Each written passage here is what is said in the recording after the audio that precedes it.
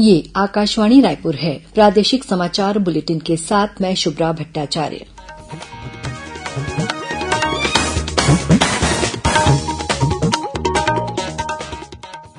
और अब पेश है आज के मुख्य समाचार। राष्ट्रपति ने आज नई दिल्ली में छत्तीसगढ़ के डॉक्टर हर्ष वर्मा सहित अन्य वैज्ञानिकों को राष्ट्रीय विज्ञान पुरस्कारों से सम्मानित किया। केंद्रीय गृह और सहकारिता मंत्री अमित शाह कल शाम रायपुर पहुंचेंगे। 24 और 25 अगस्त को राजधानी में सुरक्षा और विकास संबंधी बैठकें लेंगे।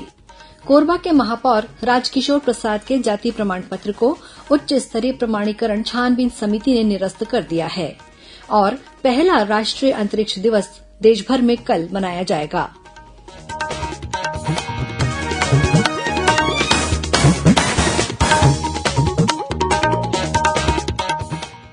अब समाचार विस्तार से।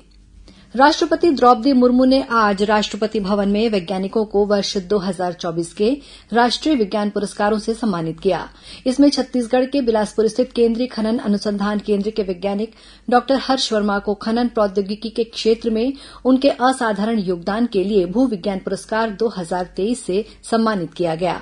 डॉक्टर वर्मा ने केंद्रीय खनन और ईंधन अनुसंधान संस्थान बिलासपुर में वरिष्ठ प्रधान वैज्ञानिक के रूप में कार्य करते हुए कई महत्वपूर्ण परियोजनाओं में योगदान दिया है। इसके अलावा उन्होंने भूमिगत कोयला खदानों के लिए एक नवीन स्थायी तकनीक भी विकसित की है।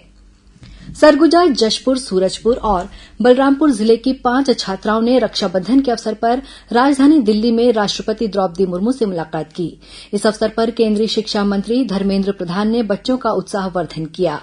पढ़ाई के साथ साथ खेल, संगीत तथा अन्य गतिविधियों में उत्कृष्ट प्रदर्शन के आधार पर इन छात्राओं का चयन किया गया था, जिसमें सरगुजा की छात्रा ज्योति, जशपुर से रिया और रजनी चौहान, सूरजपुर से नंदिनी किंडो और बलरामपुर से प्रशंसा शामिल थीं।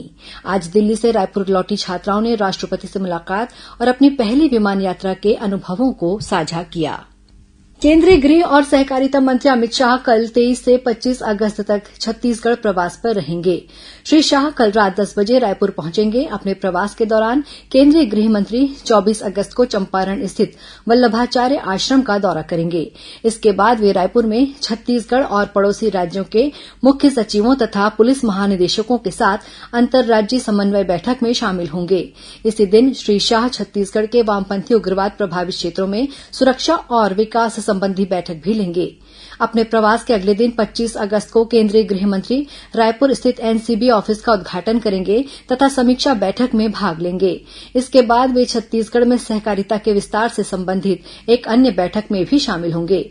इस बीच मुख्यमंत्री विष्णुदेव साय ने अपने निवास कार्यालय में केंद्रीय गृह मंत्री के समक्ष रखे जाने वाले सभी विषयों के बारे में उच्च अधिकारियों के साथ चर्चा की।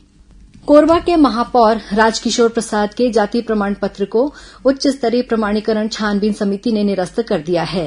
6 दिसंबर 2019 को अनुविभागीय अधिकारी कोरबा ने राजकिशोर प्रसाद को अन्य पिछड़ा वर्ग का स्थायी प्रमाण पत्र जारी किया था। प्रकरण में समिति ने कई पहलुओं की जांच के बाद उनके जाति प्रमाण पत्र को निरस्त कर दिया है। गौरतलब है कि 2019 में हुए नगरीय निकाय चुनाव के बाद भाजपा पार्षदों की संख्या कांग्रेस पार्षदों के मुकाबले अधिक थी।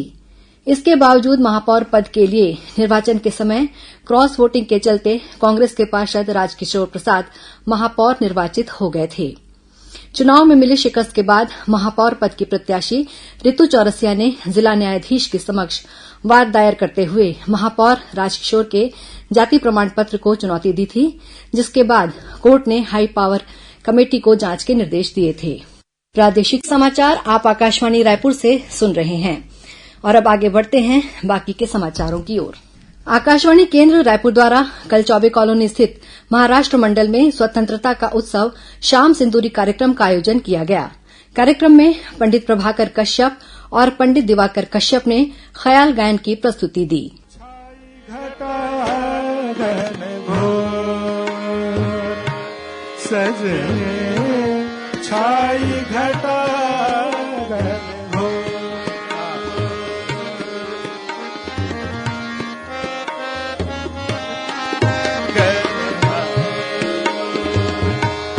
सजन छाई घटा घन घोर। वहीं डॉक्टर नमन दत्त द्वारा सुगम संगीत पेश किया गया। सर पे तेरे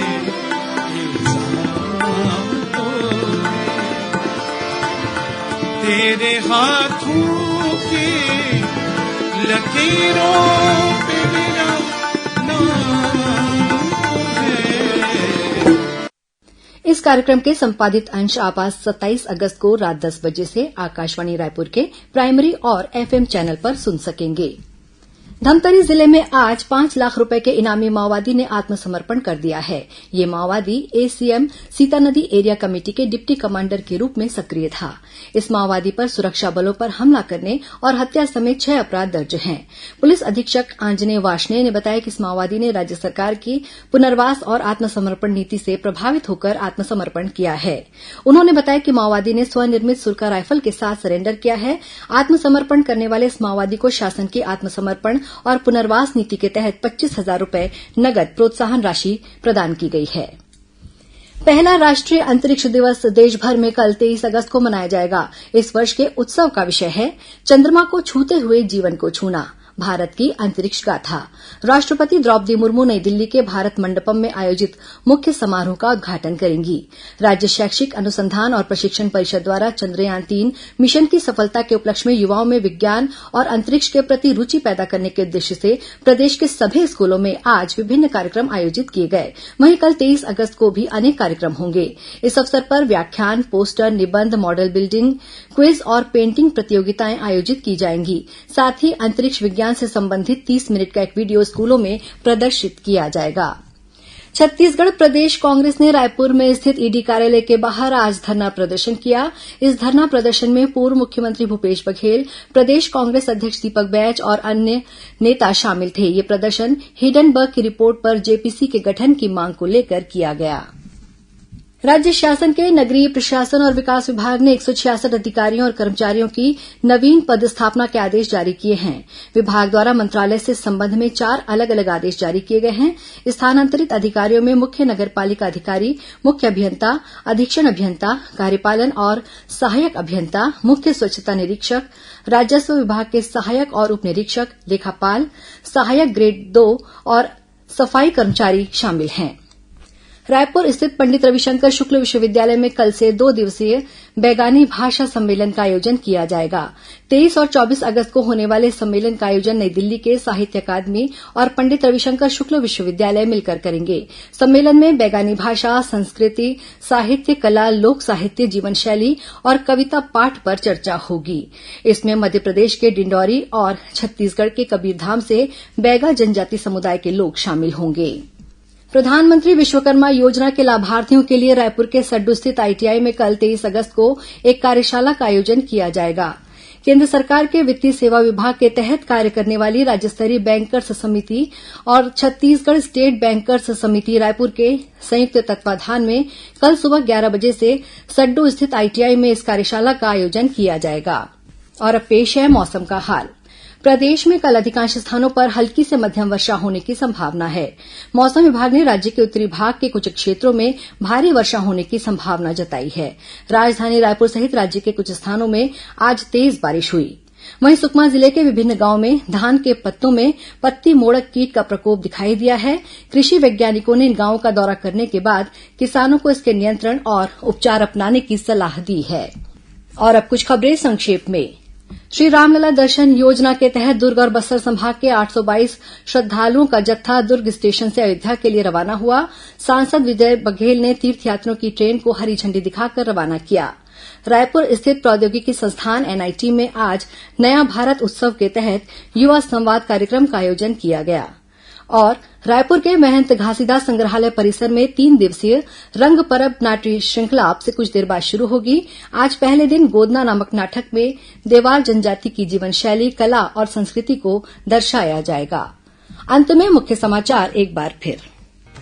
राष्ट्रपति ने आज नई दिल्ली में छत्तीसगढ़ के डॉक्टर हर्ष वर्मा सहित अन्य वैज्ञानिकों को राष्ट्रीय विज्ञान पुरस्कारों से सम्मानित किया। केंद्रीय गृह और सहकारिता मंत्री अमित शाह कल शाम रायपुर पहुंचेंगे। 24 और 25 अगस्त को राजधानी में सुरक्षा और विकास संबंधी बैठकें लेंगे। कोरबा के महापौर राजकिशोर प्रसाद के जाति प्रमाण पत्र को उच्च स्तरीय प्रमाणीकरण छानबीन समिति ने निरस्त कर दिया है। और पहला राष्ट्रीय अंतरिक्ष दिवस देशभर में कल मनाया जाएगा। इसी के साथ प्रादेशिक समाचार बुलेटिन समाप्त हुआ। नमस्कार।